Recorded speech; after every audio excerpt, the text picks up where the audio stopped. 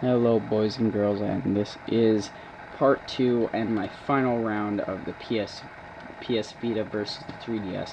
Now we're going to do graphics, we're going to do accessories, we're going to do interface, and that's basically what I have in mind. Now when you turn them both on, this has sleep mode, but it's still running a lot of juice, and you can you just turn it off. Like it takes forever to start up, which I'm not a big fan of. You can see the 3.5-inch display, which is kind of nice, I guess.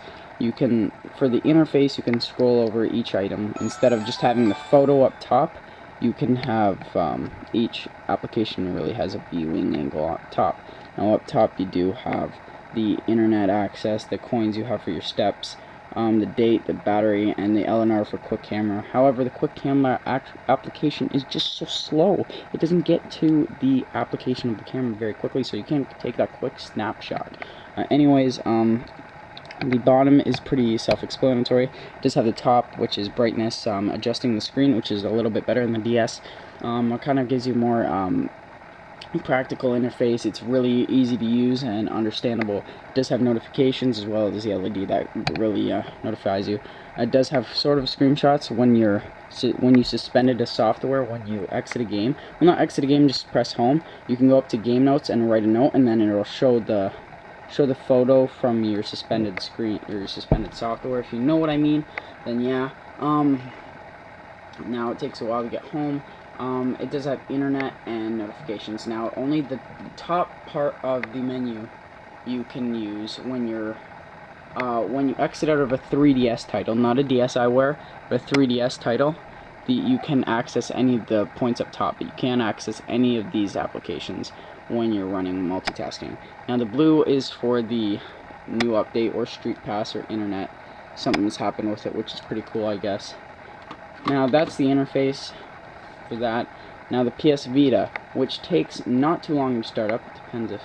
Okay, so I have to hold it for just a little bit and then let go. So then the PS thing should show up, yeah, and I think it's really good looking. Personally, I like the PS button, how it glows. Sorry, it's kind of fingerprinty. Haven't really done anything with it. It does have a really quick startup compared, because I just turned this full system off. It's actually relatively quick. It's so smooth. Definitely runs like, I would have to say, it runs like butter. And its pixels are just beautiful. Like, that's an HD display. Now the start screen is pretty cool. You can put a little lock screen, or you can just put your swipe screen like I have. Now whatever game's in there will be bouncing up and down, I suppose. Every time you put a game in, it does install a little application. You can do it. You can click on the application. Resistance is not in right now, but you can look it up right there. It says browser. You can refresh it, and you can just look up the manual or whatever, as well as PlayStation Store content and myresistance.net. And if you want to exit that, remember you can just slide. And the multitasking feature is a lot more and a lot greater on the system. Now it's so fluid, so crisp, and you can have a different touchscreen or different panels for each, like backgrounds for each panel, for each page. Now I have Noisy Boy from Real Steel. I'm a nerd. I have Michael Jackson, the King. I have, and Spider-Man. I just like that costume a lot, so it's pretty nice. I have some demos that I've downloaded. The nice thing about this interface was you can make little folders, just like the iPod Touch and stuff, and the Android phones as well. On top you have your notifications, which will notify you just a little bar, just like PS3 would. When something's done. Now it's downloading FIFA Soccer and downloading Dynasty Wars and stuff and whatnot. So it does show you up there Bluetooth and Wi-Fi. So the features are pretty incredible with the Bluetooth and whatnot. You can't, however, you can't really go anywhere with the buttons. You have to use your finger to navigate through the screen. But it's so fluid and brilliant. You can just open up a whole bunch. You just slide this way, open up that. Now you're only limited to, like, you can open up as many as you want, but you can't do game, and you can't start a game and start the internet browser at the same time, or start YouTube and and meanwhile a game is still multitasking in the middle. You can't do that at the same time. So as you can see, shows all my multitasking events up there. Still going. So it constantly deletes up there because that's as much as you can have. Just delete those. I'll just go to the very ending. Now the applications you can have are sort of like a phone. Like, they're beautiful. Sorry about that. It's just so smooth. Like, it's brilliant. So shows your time, your battery life, which whatever, and your time in the Bluetooth and whatnot, and just shows that. Personally, I think they're both beautiful systems. Now, for interface, I'll have to give the PS Vita a win. Although you can't use the side controls to really navigate through, it's just so crisp, so clean, and there's so much more you can do on it. Whereas this is kind of generic. It switched up a few things with the how you can swap and make more, like change the icons more, like more of them, and make oh crap, just and make a demo, or make a folder for demos or whatever, or games and whatnot. I think it's pretty cool. Now, next one would be graphics. Everyone knows who wins this. Now I'm gonna set up 2 racing games, and Mario Kart 7 and Wipeout 2048. So you're going to see, I'm gonna do a little bit of gameplay for you if you would like it, and basically you're gonna really see how dominating the PS Vita really is in graphics wise. And I'm telling you, I've never seen something dominate that much. I mean, it has a quad-core A9X processor for the graphics chip, so it's like the iPad 3 for sure. So I'm going to show you just a quick little race.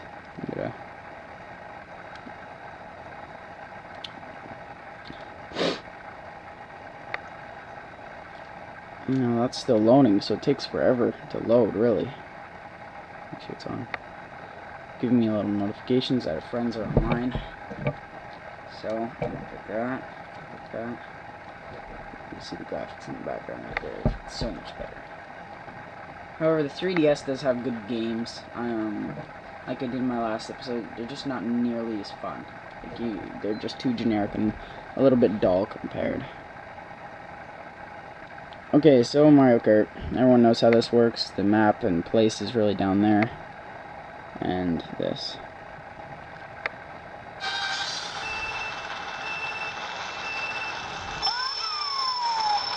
I am playing on 50cc, so it's pretty slow.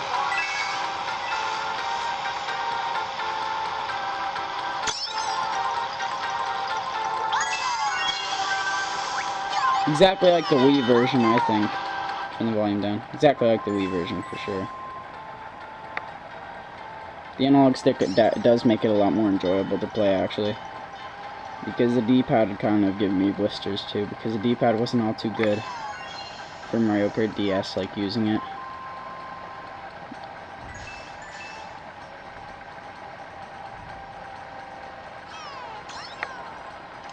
See, I'm way ahead. Look at that. Way ahead. But that's because I'm on 50cc. I'm actually not all that good. I know you guys probably think I am. No, I'm kidding. So basically, those are the graphics for that. Now, let's look at the graphics for the big boy here.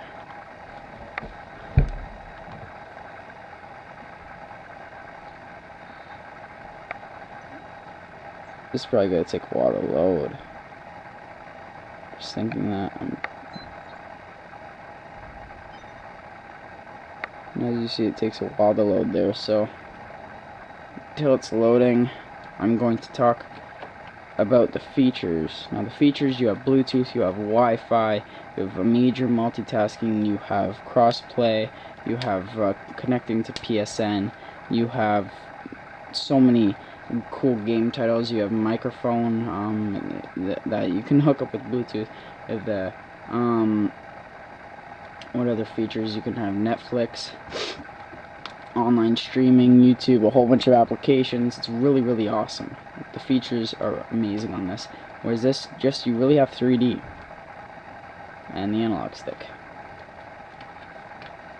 Okay, so features, I would have to say that the PS Vita definitely wins in that regard.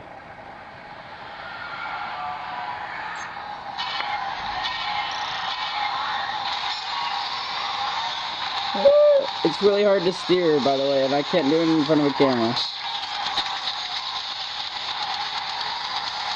Oh dear God, I'm sucking. Okay.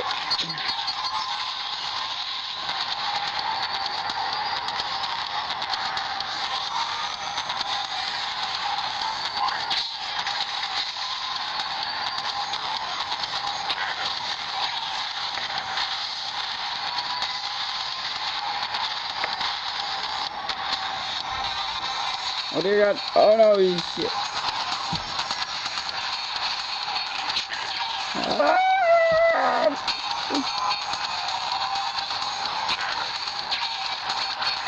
Cannon's a bit.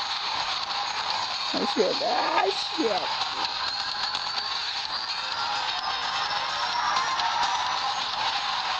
So as you can see, just dominates.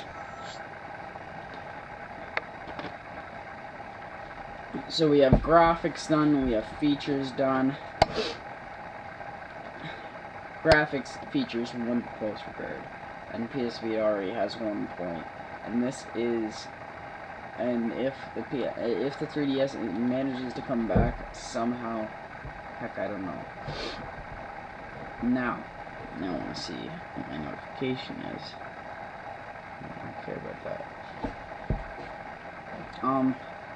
The thing that kind of annoys me is, for some reason, I don't like how the 3DS decided to go with the lowest battery out of all of its predecessors. I mean, it does have 4 hours of game time on highest brightness, and 3D doesn't have, give or take, 2 minutes in 3D. And the PS Vita has 4.5.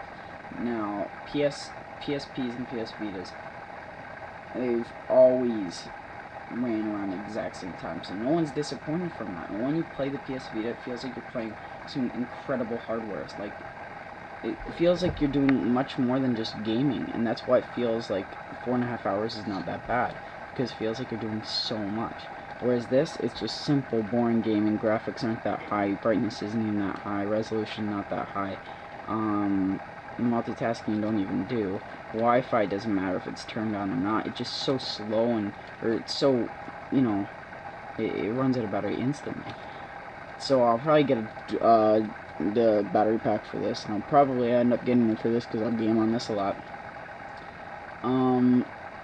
So they both have the same megapixel and camera resolution. However, this actually doesn't take as flushed of pictures, like flushed out and stuff. It actually takes better resolution pictures, even though they're about the same. The video quality, however, is better in this regard. Now, accessories that come with it, I would have to say this one comes with a battery, like the dual analog stick, battery packs, chargers, screen protectors, all of that stuff, cool cases. Whereas this one has just came out, so it doesn't come with that much, but they both do come with grips, which are pretty cool, and I'll get one eventually to fit my hand even better. I'll probably get for the PS Vita because it has more of